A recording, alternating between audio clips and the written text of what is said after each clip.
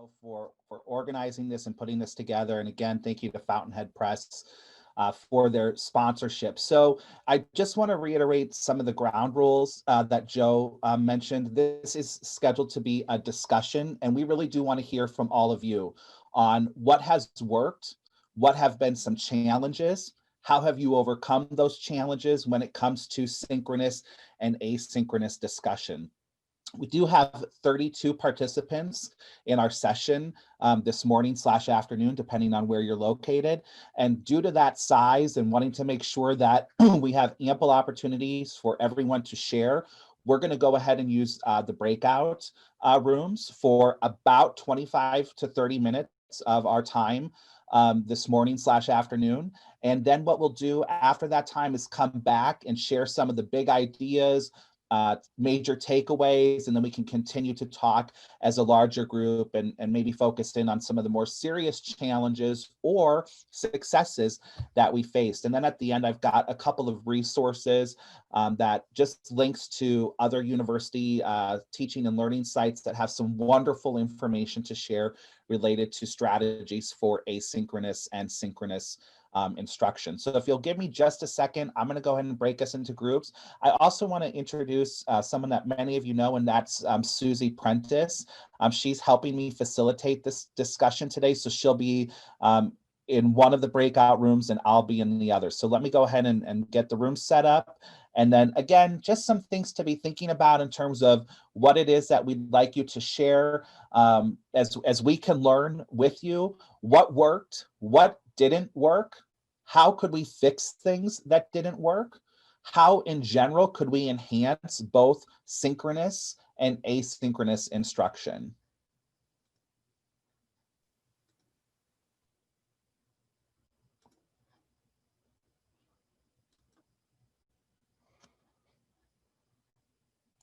Could you repeat that one more time, Joshua?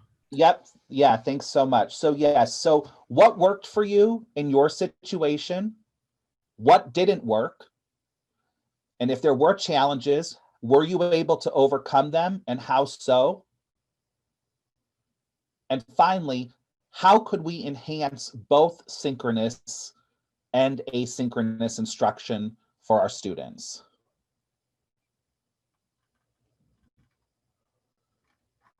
And I'm going to put you in the breakout rooms now. When we jump back to the main group, kind of talk about what we talked about, because it's kind of what we do too with those of us who've been at the basic course conference. We're kind of trying to model that as much as we can. But let's just start with kind of what worked, and whoever wants to jump in and share. And if anyone has questions or resources that have worked well, that's kind of what we want to do today. So thank you all. I'm going to give a shout out to our tech support guy, Chris Daniels. I mean, I don't know what I would do without him. I was completely dependent on Chris Daniels for anything online originally, and then I had 2 weeks this last semester to get my face-to-face class online, and my class got changed too. 2 of my classes were switched within 2 weeks. So yeah, I was panicking full blown because I'd been putting things online, you know, just quizzes and, you know, information and resources students could go grab, but I was not full on online.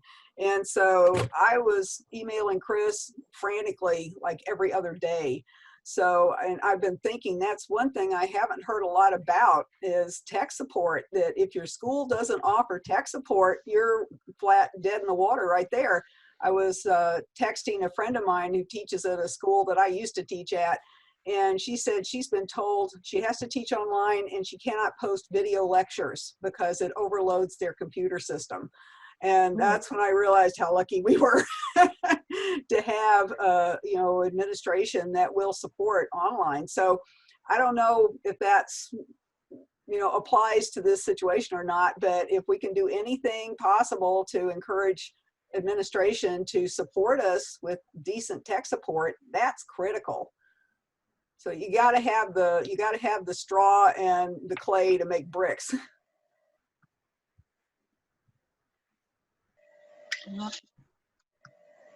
I guess I can go next. Oh. Yes, please. No, please go ahead. So what we were basically told to do this semester was to teach fully online and either fully asynchronous or hybrid. And I couldn't imagine doing it fully online, so I chose the hybrid model. I meet with my students, each class for 1 hour a week.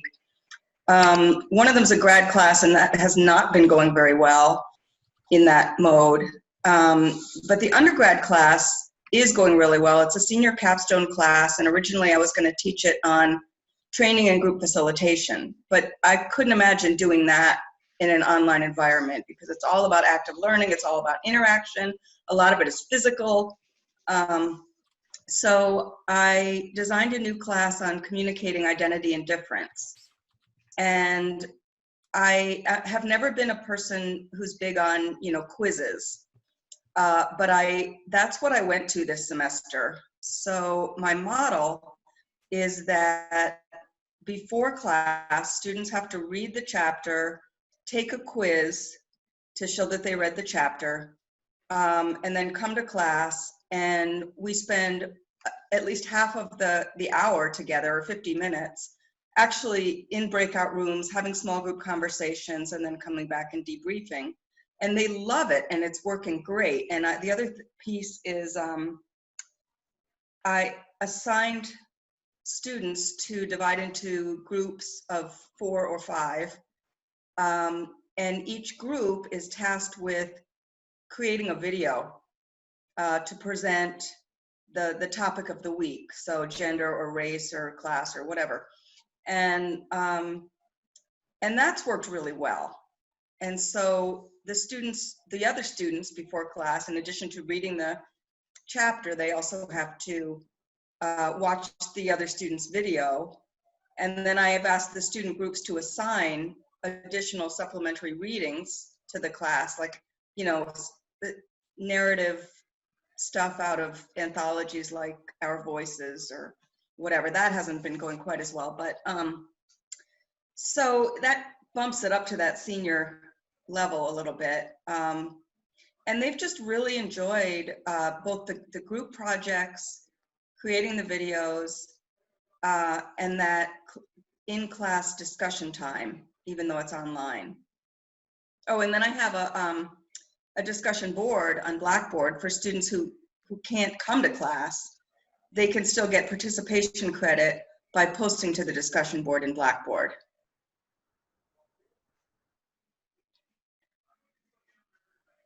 So that's what I've been doing that works. Thanks, Sarah, so much. And earlier, Charlotte, thank you so much. And that's exactly the type of stuff we want to share.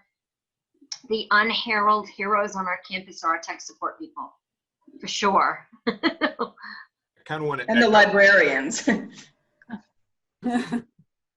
So I want to echo with Charlotte, but I think it's like we've been given a lot of like support on training from going from face-to-face to online or hybrid or asynchronous, synchronous stuff. And so just taking stuff from a face-to-face and trying to translate that to a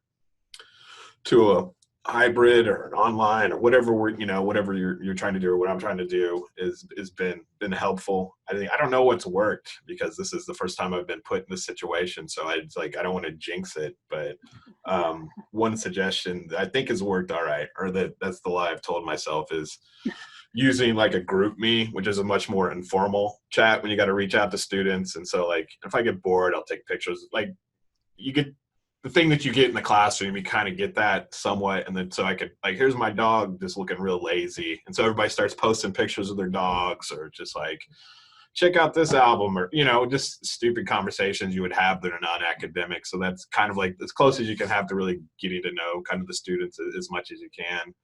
I think the challenge is still the same things as getting students to read the material and follow directions. And, they're still not reading the syllabus. I mean, but that happens in a face-to-face situation. So I've kind of discussions with peers is like, you're still running into the same problems you do in the face-to-face.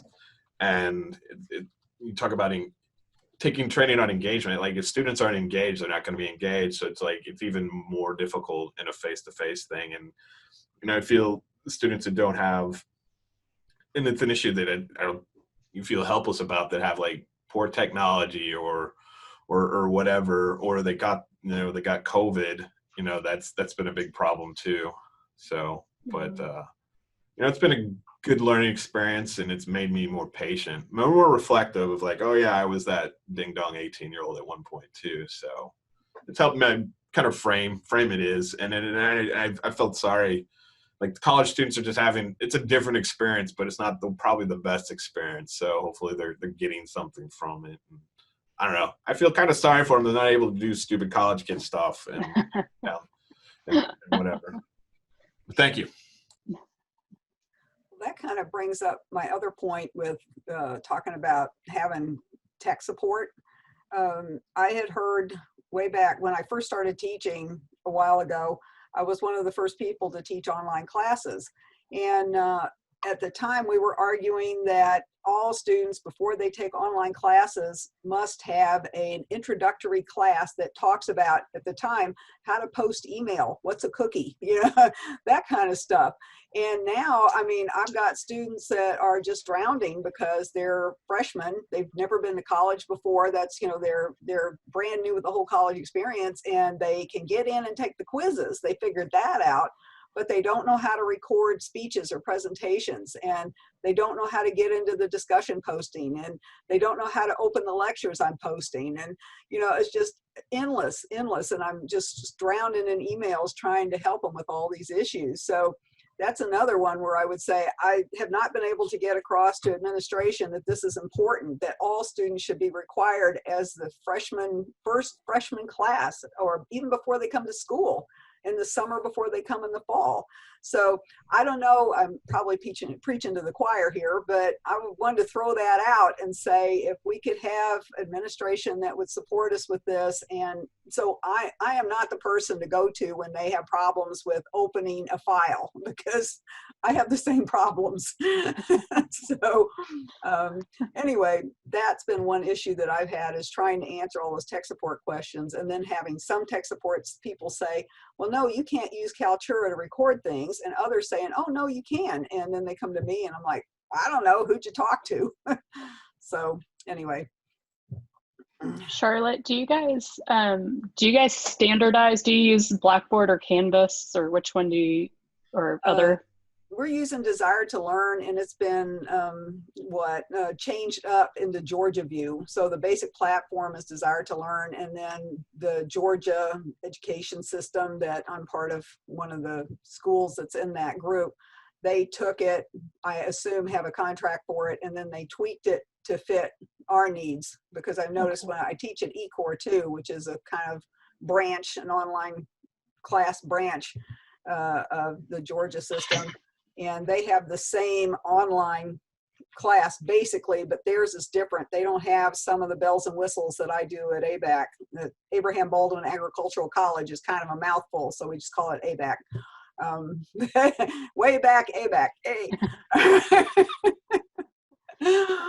or you can bring your horse to college with you. We have a stable.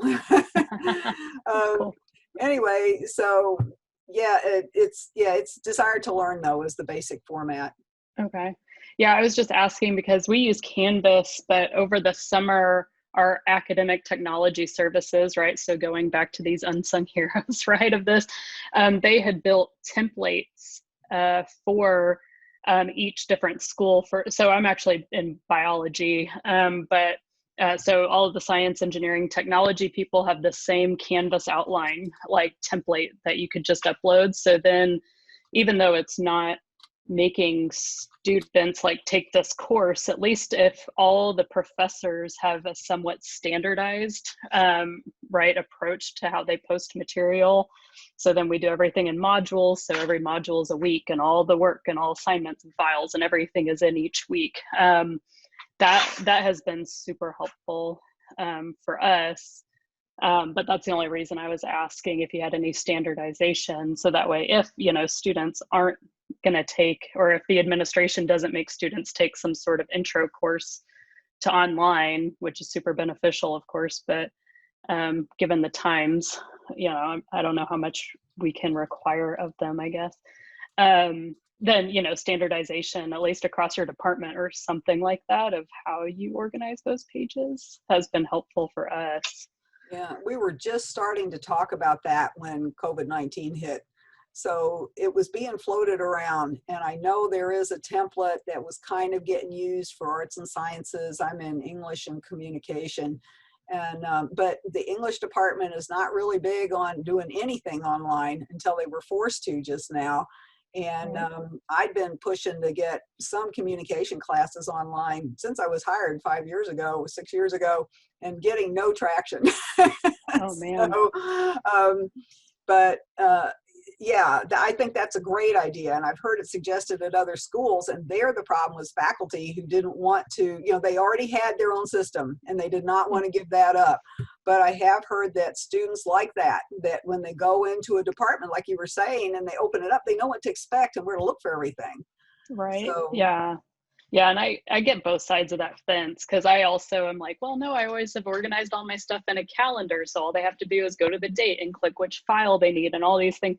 And how the ATS people organized it was different. But of course, they put a ton of time and effort into it. So I'm like, well, I'm not going to not use like what you just spent so much time and effort on, and I'm glad that I did, because yeah, I found it helpful.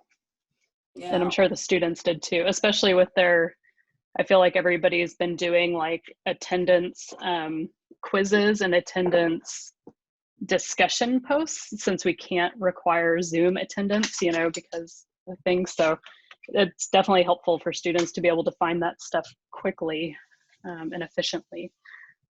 Yeah, that is.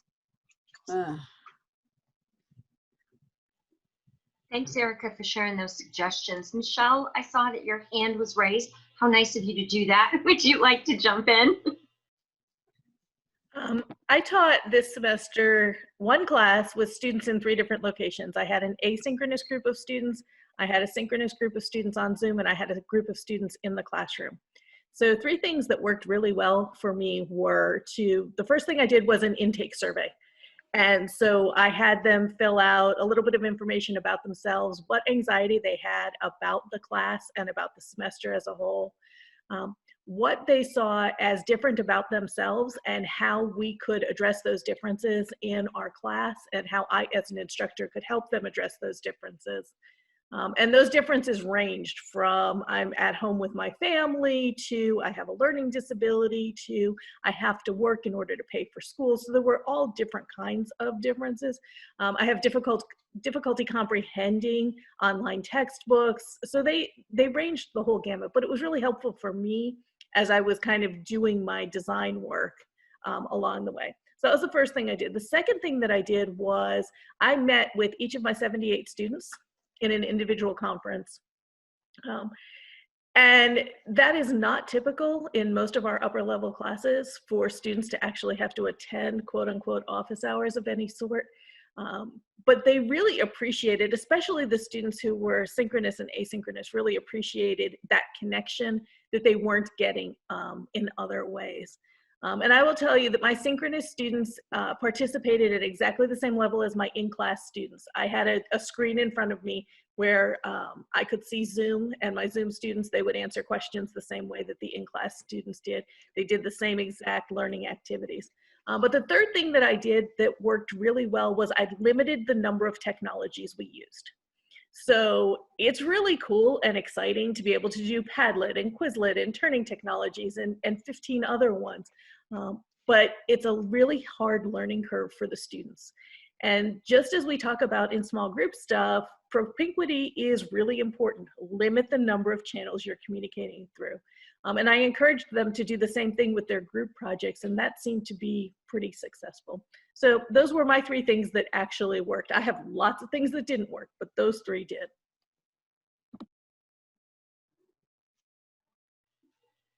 Thanks, Michelle. Kristen, I see you've raised your hand too, and Dave. So we'll go to Kristen and then Dave. And Dave, do you know Linda Jerzak? Yeah. Yeah, she's awesome. Please tell her I said hi. Will do. All right, Kristen, let's jump to you, and then we'll jump back to Dave. Hey everyone. This semester I taught our basic communication course, And it's a very large program. So I had 350 students in my section. I've taught it online prior to this, even to before the spring semester. So fortunately, I had a lot of resources at my disposal, but I've always taught it asynchronously. This time, we did not get approval to transition my class to online until like the beginning of August. And so my students were anticipating being in the classroom up until like August 1st. And so I felt really, I don't know, I just felt that I was doing them a bit of a disservice to just give them the asynchronous content, considering that they were all moving to campus and expecting to see me twice a week. So one thing that worked for me that I had never done before was just providing an optional live Zoom session with them during what would have been our typical class time. And I think that I'm going to keep that even after the pandemic has left us, because what I found was that the students who actually did attend, which by the way, you can imagine not many of them did, but at the beginning I had, I don't know, maybe 100 of them. And then, you know, towards the end of the semester, it'd be the same group of 30 or so each week. But it was really wonderful because it was the only time that I actually felt like I was connecting with them. And so, and because it was the same kind of group every week, I got to know them fairly well. And anyway, it felt almost like I was in the classroom with them. And so that was one strategy that I think I'll keep with me after the semester, even if it is a fully asynchronous online class. I think I'll just always offer that option. And I think it also is a way to kind of protect yourself too. Like you have everything online in these places in your syllabus, but also you have this one check-in every week that they can come to you and ask for help in addition to office hours. So it's like you just always have these various ways that you can get the information to them. I also am teaching a graduate seminar, and I found that that was so challenging because I gave them the option. So it was supposed to be in person. And then I told, because our classroom wasn't large enough for the 50% capacity, so I gave them the choice. If you wanted to Zoom in, you could do that, or if you wanted to attend in person, you could do that. And at the beginning, I had 4 or 5 students that came, and then by week 3, everybody was on Zoom. So it was a challenge because it's a 3-hour, 1 night a week class, and you know, I was trying to figure out ways to get them to still read all of the things and talk about all of them, but also not keep them for 3 hours. So that was still a challenge I think I'm still having. But one thing that I noticed that, especially for our first year students, they were really missing this sort of socialization that happens at the beginning of class, during break, at the end of class each night. And so I started doing, I called it Wednesday Welcome just because I'm silly, but my class is on Wednesday. So I would give them 10 minutes at the beginning of each class, and I would put them in breakout rooms, and I would tell them, like, please don't talk about class content. We'll have plenty of time for that. Like, all I want you to do is just spend some time with each other. And sometimes I would give them questions of the week or something, like silly things that they could answer. What was your high and low of this week or something like that.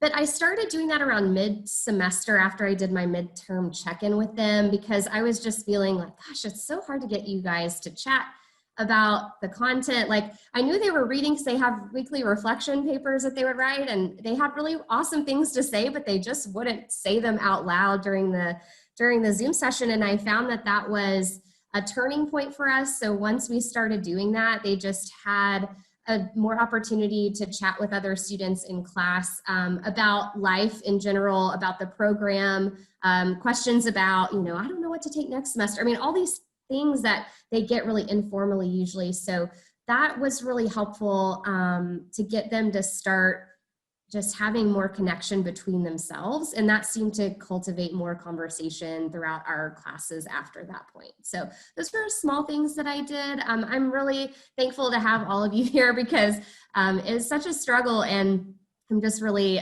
glad to hear some other pieces of advice. So thanks, y'all. I know that there were other people that had their hands up, but I would actually like to piggyback off of what Kristen was talking about, because that's been my struggle this semester, is with my grad class. which part of the problem is I had 30 students, which usually it's only 10 or 15. But I just don't know how to make that traditional graduate class work with just an hour a week, which is what I had, because we were not encouraged to spend more than, an hour a week on Zoom, and I don't think we should, but I just felt like students weren't getting as much as they needed. And I'm open to anybody's advice.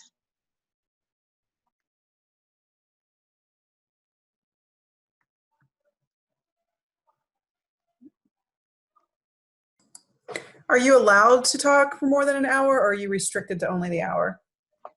Well, I was led to believe that we were restricted, but I know some other faculty are meeting with their classes longer than an hour a week.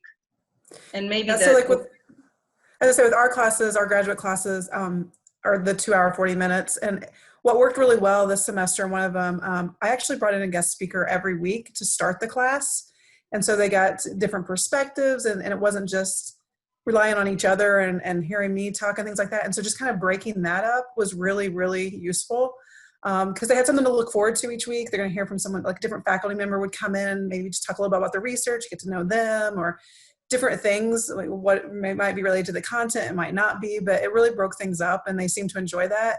And that helped build community too within our department, because, a lot of these students are, this is their first semester of graduate education. And so then getting to know not just the people in that class, but then other people that are coming in. So that worked really well for us, but I wouldn't have done that if I only had an hour.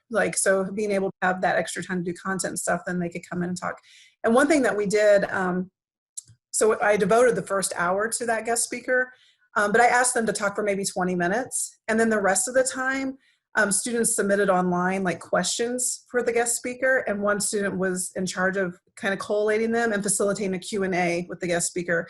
And it could have been about anything from what's their favorite book to read, to specific advice they have for graduate students, to specific content or things like that. And so that worked really well, and they really got to know themselves, the speaker and each other a little bit better. You could do a happy hour, so meet like on a Friday, 5 o'clock. And what the university knows is, you don't have to tell them everything.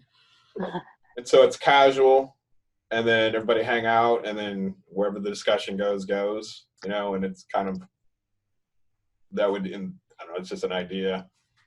And Michelle, would you be willing to share your intake survey? I think that's a really good idea. I think that would work in face-to-face as well. Absolutely, I can certainly share that. Thank you. That was my question.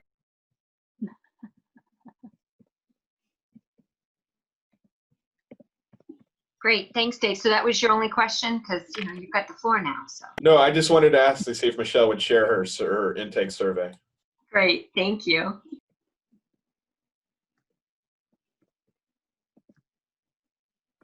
I'll say, Sarah, I did try to have like a separate discussion board for my graduate students. I don't think it worked super well, but I was trying to figure out if I could cut out some time from our synchronous session, and so I had, similar to what you were talking about, Maria, where you would have a student leader of that, and so they would pick a reading, and then they would facilitate questions for the students to respond to.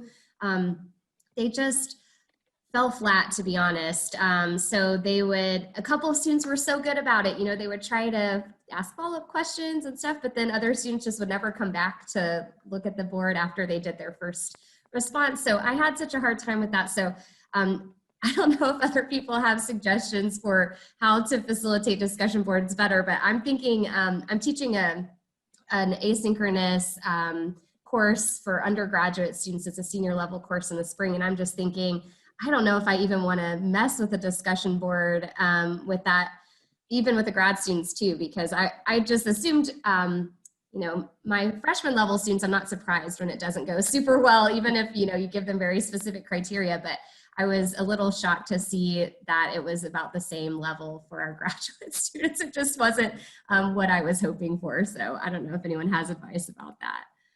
I'd say one thing that I do is I have 2 due dates.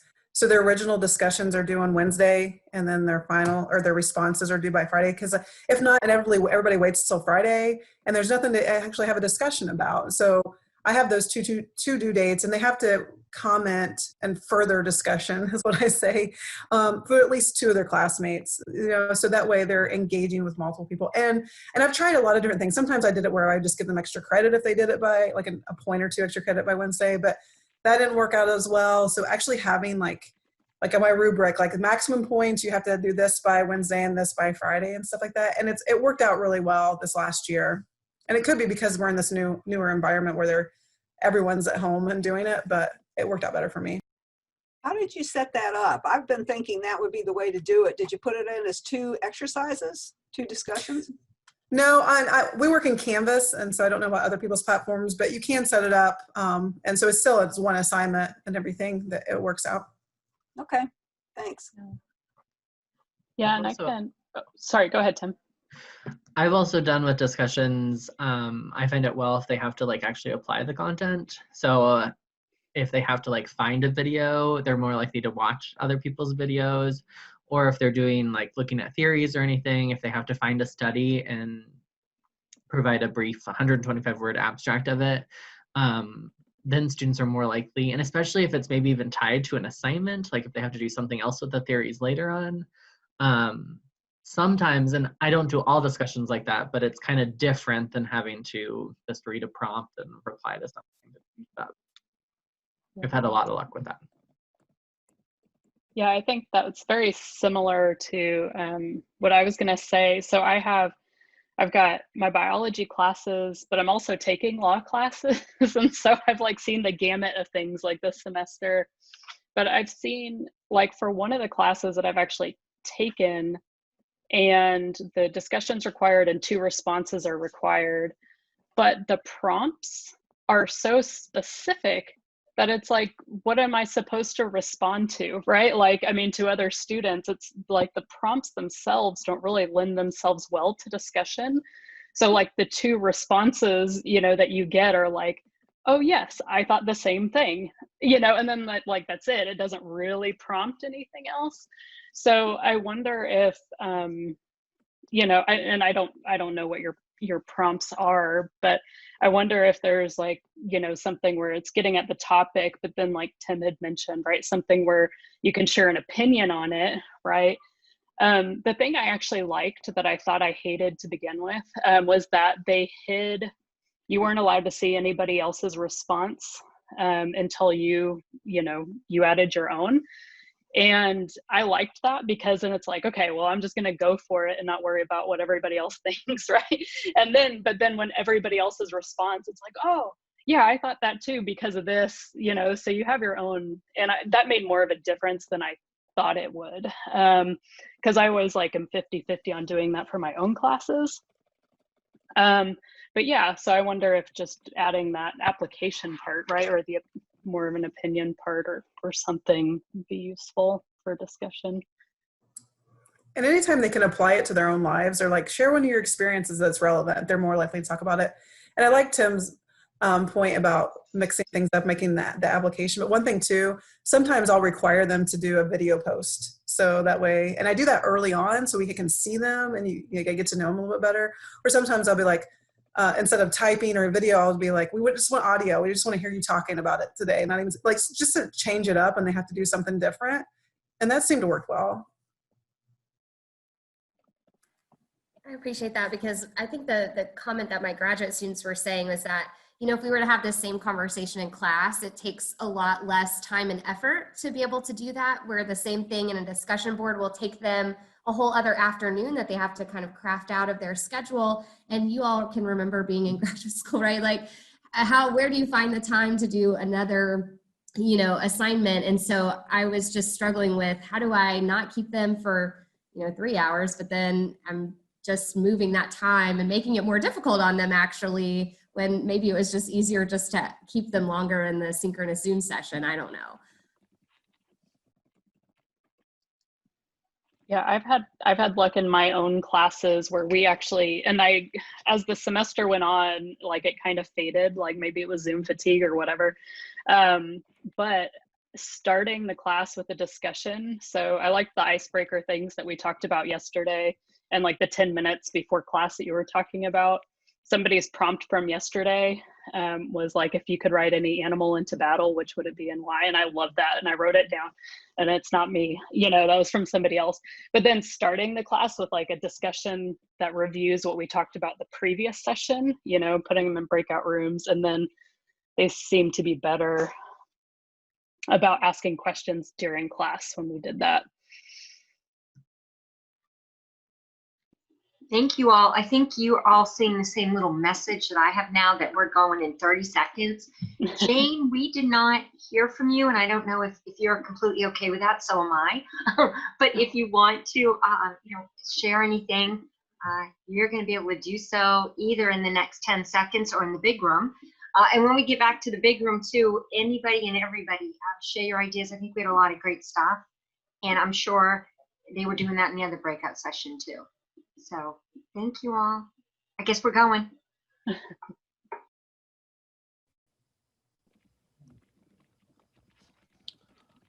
All right, well, it looks like most of our participants are back in the room. Susie, I'm gonna just ask that, not to put you on the spot. If you want to pass it off to someone else, you certainly can, but maybe if you'd like to make a few comments about your conversation, and if there's anything in particular that you think would be good for us as a larger group to talk about more in detail, that would be awesome. Thanks, Josh. I was prepared. I did take some notes. So I'm sure your session was amazing. I will brag. Yeah, we had a really good session. People in the session were awesome. We started out talking about how important tech support is, how grateful we are for the tech people on our campuses, how they really have made things easier, and also the idea that this is something we may need to advocate for. We may need to advocate for more tech support. A great idea, and some people may be doing this, but to maybe have students have to complete some kind of mandatory training online, because some of us might be doing a lot of troubleshooting of how do I upload this and how do I access this, and if there was some sort of maybe the summer before they arrive to campus, or a 1 credit or a no credit, that might take some things off of our plate. So I thought that was a great suggestion. I think overall people had found some things that really worked well, and we're seeking some ideas of things to maybe do better. Talked a little bit about ideas like an intake survey, having optional live Zoom sessions for a way for students to connect. I will still, the idea, I think it was Kristen, she had a Wednesday welcome. So she allows students or encourage them to come to class a little bit earlier and just kind of do some of that social engagement that we all miss. My oldest son's in graduate school, and he calls it parking lot conversations. It was the conversations they used to have after class as they were walking to the parking lot, and they don't get to have that. And I think that's what Kristen was getting at, the idea of providing our students more opportunity to socialize. We miss it, and they do too. And just talked a little bit about scaffolding. Tim had made a great point about having an assignment maybe with a discussion board and then applying it. I think he used theory as an example, but that was kind of summary. And if I left anything out, please, those of you who didn't get Josh with me in the breakout session, please jump in. But we did good work, Josh. Thank you. Thank you, Susie. It sounds like you had a robust conversation. I'll just briefly summarize some of the key talking points that came up in our breakout group, and then we can open it up for additional questions that people have, or if there's folks that you want to connect with, we can do that as well. We started with a really good conversation about student fatigue and burnout, which I think is something that we maybe haven't addressed that we need to address on our campuses, right?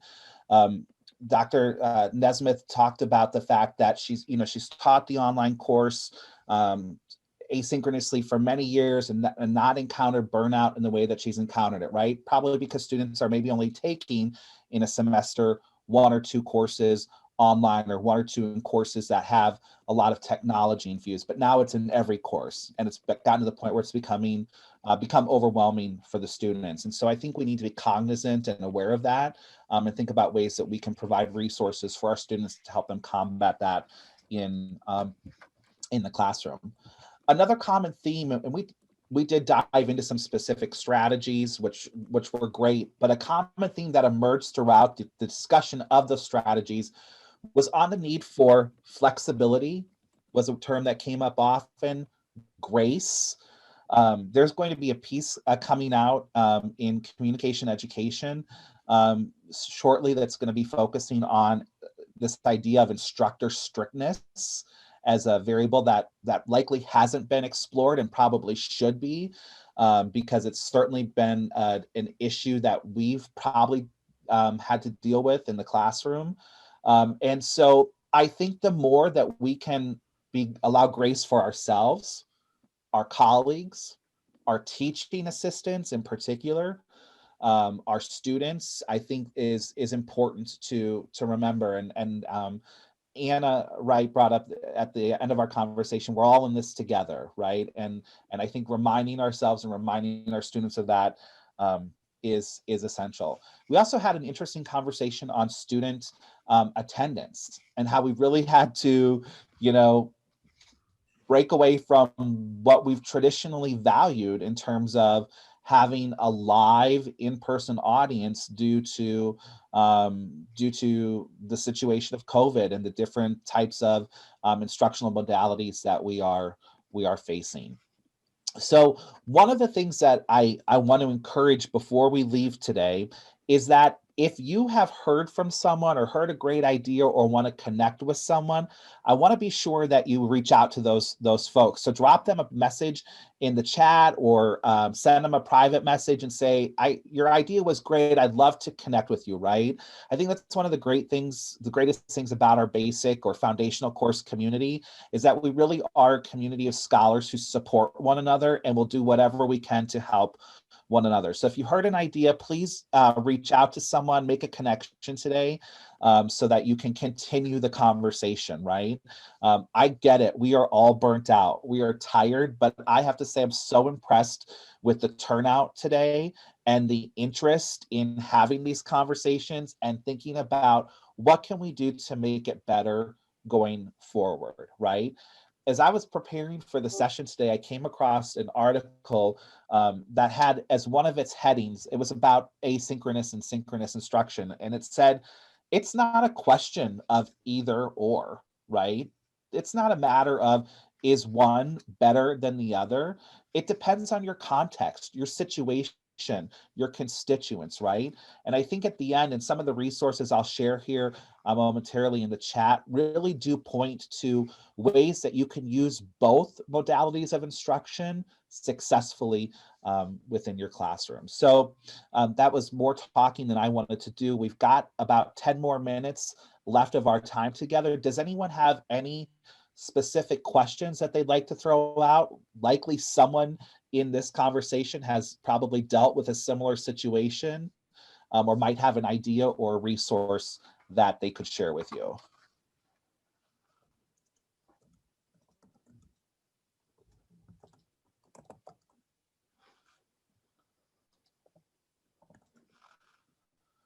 Don't everyone jump in at once. I'll go. Thank you. Big conversation we're having with our public speaking course that is being run synchronously for some sections for spring 2021 is, should we use Zoom, Microsoft Teams, or Collaborate Ultra? The last one being embedded in Desire to Learn, which is our course LMS. So I would love to just hear from you who have I've used Collaborate Ultra this fall. So I've done that for my synchronous public speaking, but I would just love to hear which of those you've used. If you're teaching synchronously, what do you feel are the pros and cons of each? Because our university, we have the capacity to use any of the three. So I'm trying to determine going forward what is going to be the tool of choice. I can chime in on that because in spring, we did our speech rounds after the day we had to stop meeting face to face. We did them all at first on Teams, and then we switched to Zoom because the video quality on Teams was really awful compared to Zoom. And I like the fact that it's very easy to get video from Teams from the meeting to the team channel. It can do it automatically, but that turned out to be the convenience of that wasn't really worth it. And between the two, I like Zoom better.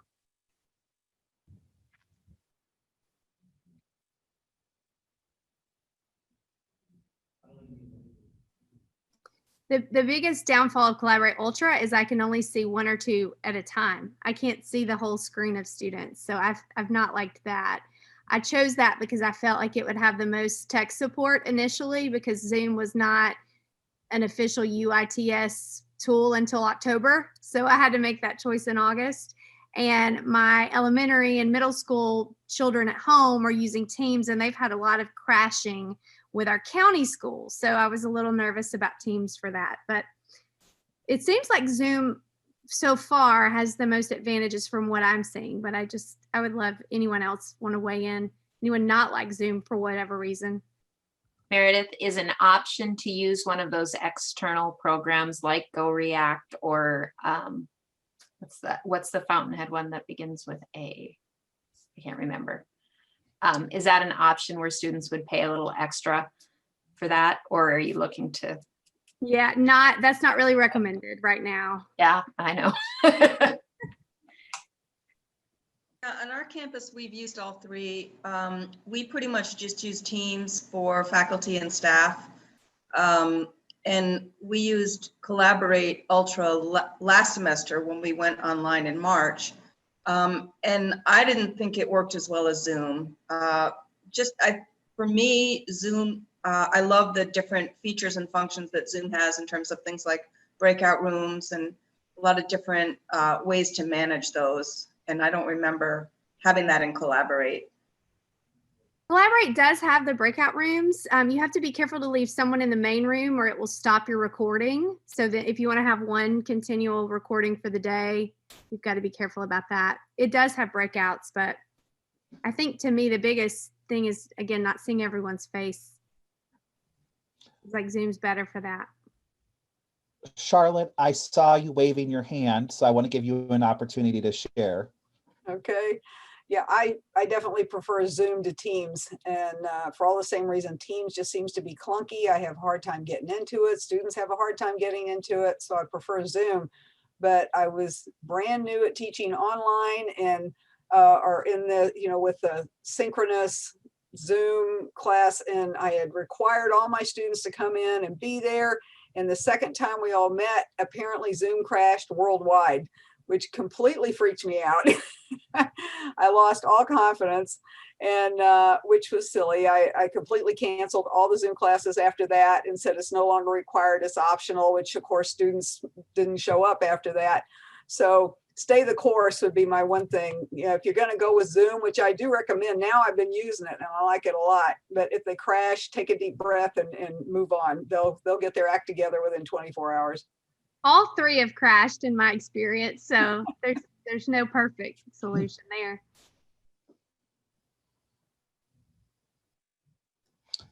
Nothing's perfect. I can remember in the spring after we had moved to remote virtual instruction, right? Both of the major internet providers in our community went down in the first week of virtual instruction on, I think, the first or second day, right? You can imagine we have one liquor store in our community. It's owned by the city. The line was very long with both faculty and students, but we persevered. We came out on top, right? And I think that's where we need to keep our focus, right? Is moving ahead, strengthening the experience for our students, and how can we make things better, right? There's not a one size fits all for this. I'm not here. We did not create the session to advocate for asynchronous or synchronous instruction. You've got to make some choices, right? But there's great resources out there. You've met a lot of folks today who are using some really great strategies in their classrooms. And I would encourage you to make those contacts. And I also want to put a shout out. There's an additional session this afternoon and workshops and discussions happening throughout the week focused on other topics related to how we're teaching the basic or introductory course in the middle of this crazy pandemic. So I would encourage you to attend those sessions and get them on your schedule. And if they're not already, and I also want to give a shout out to Tim. No, I didn't say we need to keep our focus on the liquor store. We need to keep the focus on the students and then the liquor store. Okay, now, just clarifying. Thanks, Josh. Yeah, just want to make sure that was clear. And that was, by the way, Tim French from Fountainhead Press. And I do, again, want to give them a shout out and thank them for sponsoring this series and providing the resources to make it happen. Thanks all for your work this semester. Thank you for your commitment to the introductory communication course. And if anyone has additional questions or is seeking additional resources, please feel free to reach out. I'll put my email again in the chat, and I will steer you in the right direction or provide any connections I can to help you be successful. So thanks again all for the great conversation, and best wishes for a safe and healthy holiday season.